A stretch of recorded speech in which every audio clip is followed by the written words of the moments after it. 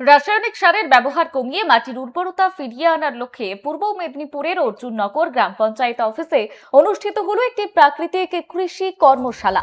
রাজ্য সরকারের উদ্যোগে এবং ভগবানপুর 2 নম্বর ব্লক কৃষি দফতরের সহায়তায় এই সচেতনতা শিবিরের আয়োজন করা হয়।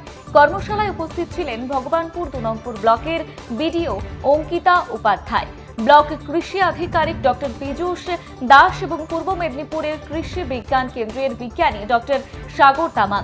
বিশেষজ্ঞরা কৃষকদের রাসায়নিক সার এবং কীটনাশকের ক্ষতিকর দিকগুলি বুঝিয়ে ধীরে ধীরে প্রাকৃতিক উপায়ে তৈরি জৈব সার ব্যবহারের আহ্বান জানান। এদিনের কর্মসূচিতে ব্লকের প্রায় 300 জন কৃষক উপস্থিত ছিলেন।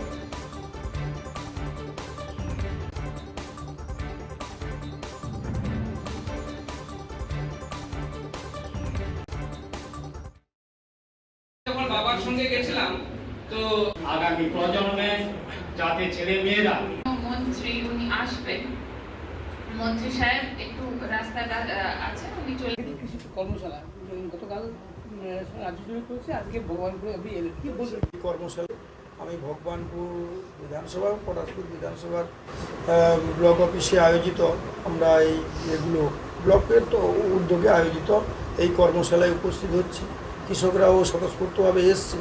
এখানে মূল বিষয় হচ্ছে আমরা প্রকৃতি নষ্ট হয়ে গেছে, প্রকৃতিকে আমাদের ইকোসিস্টেম ফিরিয়ে আনতে হবে।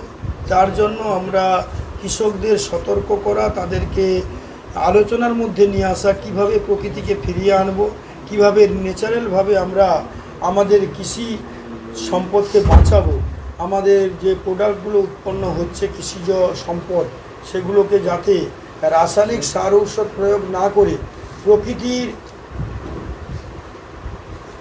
প্রাকৃতিক বিভিন্ন ভেষজ জিনিস ব্যবহার করে জৈব সার ব্যবহার করে কিভাবে আমরা আনতে পারি।